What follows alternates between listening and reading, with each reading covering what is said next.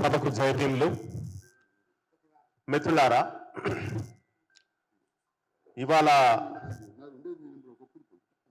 సమైక్యవాదుల విగ్రహాలు పెట్టుకోవాలా లేదా తెలంగాణ యోధుల విగ్రహాలు పెట్టుకోవాలా అని తెలంగాణ క్రాంతిదళ ఆధ్వర్యంలో, పృథ్వీరాజన్న ఆధ్వర్యంలో ఈ సమావేశానికి విచ్చేసినటువంటి కవులు, రచయితలు, కళాకారులు, సినిమా డైరెక్టర్లు, జర్నలిస్టులు, మేధావులు, ప్రొఫెసర్లు అందరికీ కూడా పెద్దలందరికీ నా జయభీములు.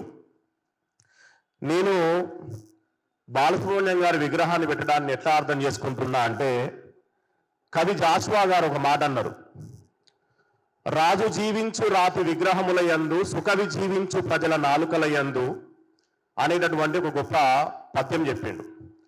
ఇవాళ తెలంగాణ కవులేమో ప్రజల నాలుకల్లో ఉంటే ఆంధ్ర ప్రముఖుల విగ్రహాలేమో తెచ్చి తెలంగాణ ప్రజల గుండెల మీద పెడతా ఉన్నారు అనేటటువంటి విషయాన్ని మనం ఇక్కడ అర్థం చేసుకోవాలి. అసలు తెలంగాణ వచ్చిన 10 ఏళ్లలో కూడా మనం ఉమ్మడి రాజధానిగా కలిసే ఉన్నాం. ఉమ్మడి రాజధానిగా కలిసే ఉన్నప్పుడు వాళ్ళు మెసలకుండా సపోర్ట్ చేయకుంటూనే ఉన్నారు. కానీ మెల్లమెల్లగా టెంట్ కింద 60 ఏళ్ల పాటు జొర్రిన ఒంటె నిద్రలేసింది. ఆ ఒంటె మళ్ళీ ఇప్పుడు తెలంగాణ బాట పట్టి మళ్ళీ మెల్లమెల్లగా స్వచ్ఛాలను చూస్తున్నది. ఇది ఎక్కడికి దారి తీస్తుంది అంటే, తెలంగాణ ఎందుకోసం సాధించుకున్నాం? ఇట్లా 60 ఏళ్ల పాటు వాళ్ళ విగ్రహాలు, వాళ్ళ ఆధిపత్యం, వాళ్ళ సంస్కృతి, వాళ్ళ భాష అన్ని రకాలుగా మన మీద రుద్దినందువల్లనే కదా మనం 60 ఏళ్ల పాటు కొట్లాడి ఇన్ని వందల మంది బిడ్డల్ని పోగొట్టుకున్నది. మరి ఇవాళ వాళ్ళ విగ్రహాలు తెచ్చి పెట్టుకోవడము అంటే వాళ్ళందరి విగ్రహాల్ని, వాళ్ళందరి త్యాగాల్ని మనం అవమానపరిచినట్టు లెక్క. వాస్తవానికి ఇవాళ చాలా పెద్ద మొత్తంలో సోషల్ మీడియా 2 రకాలుగా విభజించబడ్డది. ఒకటి, ఆంధ్రోళ్ళు ఎట్లాగూ బాలసుబ్రహ్మణ్యం మీద ఉండే అభిమానము, దురాభిమానం అవన్నీ చూయిస్తారు. మనకు కూడా బాలసుబ్రహ్మణ్యం మీద ఆయన కళ మీద, ఆయన టాలెంట్ మీద ఎట్లాంటి తప్పుడు అంచనాలు ఏం లేవు. మనం కూడా ఆయన పాటలు విన్నాం, ఆయన పాటలను అభిమానిస్తాం. చాలా గొప్ప గొంతు, గొప్ప స్వరం అదంతా ఉంది, అందులో మనకి ఏ పేసి లేదు. కానీ ఇవాళ సోషల్ మీడియాలో మాట్లాడుతున్నటువంటి ఆర్గ్యుమెంటు అత్యంత దుర్మార్గంగా ఉన్నది. వాళ్ళు ఏమంటున్నారు అంటే, కళకు కులం లేదు, ప్రాంతం లేదు అంటున్నారు. కళకు కులం లేకపోతే ట్యాంకు బండి మీద మా విగ్రహాలు ఎన్ని ఉన్నాయి? ట్యాంకు బండి మీద మా వాళ్ళ ఎన్ని తేజమూర్తుల విగ్రహాలు పెట్టిళ్ళు? కళకు కులం లేకపోతే, కళకు ప్రాంతం లేకపోతే బాలసుబ్రహ్మణ్యం గారు 2003 సంవత్సరంలో తెలంగాణ జాతీయ గీతంగా పెట్టుకునేటటువంటి అందశ్రీ రాసినటువంటి పాటను ఎందుకు పాడలేదు? రసమై బాలకృష్ణ గారు చెన్నైకి పోయి బాలసుబ్రహ్మణ్యం గారికి డబ్బులు ఇచ్చి, అయ్యా మీరు ఒక పాట పాడాలి మాది అని చెప్పేసి అంటే, తప్పకుండా భారతనని డబ్బులు తీసుకొని, తర్వాత ఆ పాటలో 2 లైన్లు నాకు నచ్చలేదు, స్వరాష్ట్రమై తెలంగాణ స్వర్ణ గీతి పాడాలి అనేది ఉన్నది కాబట్టి నేను పాడను అని డబ్బులు రిటర్న్ ఇచ్చిండు. అంటే స్వరాష్ట్రమై తెలంగాణ ఉండద్దా? స్వర్ణగీతి పాడద్దా? అంటే ఆయనలో సమైక్యవాది ఉన్నాడు. ఆయన నిజంగా ఆయనకు చాలా ప్రాంతీయ అభిమానం ఉన్నది. వాస్తవానికి ఈ సోషల్ మీడియాలో ప్రచారం చేస్తున్న అమాయక చక్రవర్తులకు చాలా మందికి తెలియని విషయం ఏంటంటే, బాలసుబ్రహ్మణ్యం గారికి కానీ, తెలుగు సినిమా ఇండస్ట్రీకి కానీ చాలా స్పష్టమైనటువంటి సమైక్యవాద ప్రాంతీయ దృక్పథం ఉన్నది. అది మర్చిపోతున్నారు. అసలు తెలంగాణ ఉద్యమం ఎందుకు వచ్చింది? ప్రాంతీయంగా కొనసాగుతున్నటువంటి అణచివేతల వల్లనే వచ్చింది కదా. మరి అలా కళకు కులం లేదు, కళకు ప్రాంతం లేదు అనేటటువంటి బూటకం ఎందుకు మాట్లాడుతున్నారు? కాబట్టి కళకు కులం లేదు, కళకు ప్రాంతం లేదు అనేటటువంటి మాట ఎట్టి క్వశ్చన్లో కూడా కరెక్ట్ కాదు అనేటటువంటి విషయాన్ని మనం ఇక్కడ గుర్తుపెట్టుకోవాలి. కాబట్టి సోషల్ మీడియాలో సరే ఆంధ్రోళ్ళు మాట్లాడితే ఒక అర్థం ఉన్నది, వాళ్ళ బాధ వాళ్ళకు ఉంటుంది కావచ్చు. కానీ తెలంగాణ వాళ్ళు కూడా మాట్లాడడం ఏంది? నువ్వు ఎప్పుడైనా మాట్లాడినావా తెలంగాణ గాయకుల గురించి, తెలంగాణ కళాకారుల గురించి, తెలంగాణలో ఉన్నటువంటి మహానుభావుల విగ్రహాలు ట్యాంకు అనేది ఎందుకు లేవని ఎప్పుడైనా మాట్లాడినావా నువ్వు? ఏనాడు మాట్లాడినటువంటి వాళ్ళు ఇవాళ గొంతు దించుకొని బాలసుబ్రహ్మణ్యం దేశానికే ఐకాన్. ఎవరి విముక్తి కోసం పాట పాడిండు బాలసుబ్రహ్మణ్యం? ఏమన్నా పేద ప్రజల విముక్తి కోసం పాడిండా? ఏదన్నా ఒక ఉద్యమం కోసం పాట పాడిండా? ఆయన వల్ల ఎవరికి లాభం జరిగింది? ఆయన డబ్బులు తీసుకొని పాడినటువంటి ఒక ప్రొఫెషనల్ సింగర్, మా ప్రేమరాధన్న ఉన్న డైరెక్టర్ ఇక్కడ, ఆయన లాంటి వాళ్ళు డబ్బులు ఇస్తే పాట పాడిండు ఆయనే.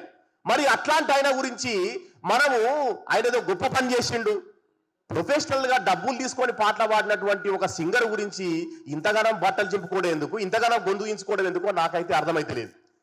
ప్రజల కోసం పాట పాడడం అంటే ఒక గద్దర్, ఒక గూడ అంజన్న, ఒక బండి యాదగిరి, ఒక సుద్దాల హనుమంతు, ఒక ముచ్చట్ల సత్యనారాయణ ఇట్లాంటి యోధులు మాకుంటే వీళ్ళందరినీ కాదని చెప్పి మీ విగ్రహాలు తెచ్చి మా గుండెల మీద పెడితే ఇంకెంతకాలం మీ విగ్రహాలు మేము మొయ్యాలి, మేము ఎందుకోసం తెలంగాణ సాధించుకున్నాం అనేటటువంటి విషయాన్ని కూడా ఇక్కడ ఆలోచించుకోవాల్సిన అవసరం ఉన్నది మిత్రులారా. అయితే ఈ రౌండ్ టేబుల్లో మనం ఎవరినో తిట్టడానికో ఎవరినో దుమ్మెత్తిపోయడానికో కూడా కాదు. వాస్తవానికి ఈ విషయంలో తెలంగాణ శ్యామ్ గాని మా పృథ్వన్న గాని చాలా కరాఖండిగా ఆల్రెడీ మాట్లాడి ఉన్నారు. మనం కూడా మేధావులుగా బుద్ధిజీవులుగా సామాజిక కార్యకర్తలుగా మనం చేయాల్సినటువంటి పని ఏంటంటే దీని మీద కార్యాచరణ ఏం తీసుకుందాం, what is our action. Telangana సమాజం అన్ని గమనిస్తా ఉన్నది, తెలంగాణ వాదులు అందరు గమనిస్తా ఉన్నారు. ఇట్లాగే రోజు రోజుకి మనం ఆందోళన కాళ్ళకి దాసోహం అయిపోతే తెలంగాణ అస్తిత్వం ఆత్మగౌరవం ఏం కావాలి అనేటటువంటి ఒక బాధ ఇక్కడ ఉన్నది. గార్సియా మార్క్వేజ్ అనేటటువంటి ఒక రచయిత ఏమన్నాడంటే నిజం చెప్పులేసుకునే లోపే అబద్ధం ప్రపంచం అంతా తిరిగి వచ్చింది అన్నాడు. కాబట్టి ఇవాళ మనం మన వాయిస్ ని వినిపించేసరికి మనం సర్దుకునే లోపే వాళ్ళు మొత్తం ఆక్రమించేటటువంటి పని పెట్టుకుంటున్నారు. కాబట్టి ఈ దురాక్రమణ ఇది దండయాత్ర.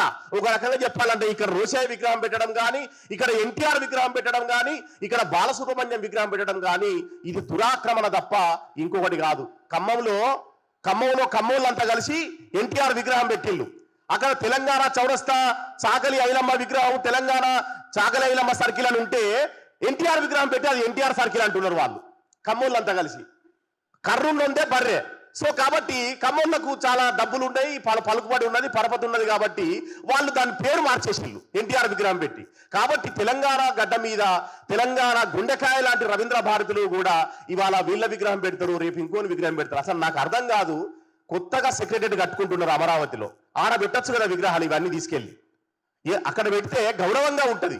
ఆడబెట్టరు విగ్రహాలు కానీ తీసుకొచ్చి ఈడ పెడతామంటే అసలు ఎట్లా కరెక్ట్ అవుతుంది? ఆయన పుట్టిన నెల్లూరులో పెట్టాలి బాలసుబ్రహ్మణ్యం విగ్రహం, ఆయన బతికిన వైజాగ్ లో పెట్టాలి ఆయన విగ్రహం, ఆయన పాటలు వాడిన చెన్నైలో పెట్టాలి. అవ్వన్నీ రోజులు పెట్టచ్చు మా మీద పడతారు ఎందుకు, ఇక్కడ పెట్టాల్సిన అవసరం ఏమున్నది అనేటటువంటి విషయాన్ని మనం దయచేసి చెలో రవీంద్ర భారతి అనేటటువంటి ఒక పిలుపునిద్దాం. దయచేసి మనం అంతా కూడా ఓయూజేఏసీ విద్యార్థులు కావచ్చు, కవులు కావచ్చు, కళాకారులు కావచ్చు, జర్నలిస్టులు, మేధావులు ప్రతి ఒక్కరు కూడా కలిసి చెలో రవీంద్ర భారతి కార్యక్రమం పెట్టి ఆ విగ్రహాన్ని అక్కడి నుండి ప్రభుత్వమే గౌరవంగా తరలించేదాకా మనం అక్కడ దీక్ష వేసుకొని కూర్చోవాల్సినటువంటి అవసరం ఉంది అనేటటువంటి విషయాన్ని నా తరఫున తెలియజేస్తూ ఈ అవకాశం ఇచ్చినందుకు పృథ్వన్నకి తెలంగాణ క్రాంతి దళకి నా ధన్యవాదాలు. థ్యాంక్ యూ అన్న, థ్యాంక్ యూ వెరీ మచ్.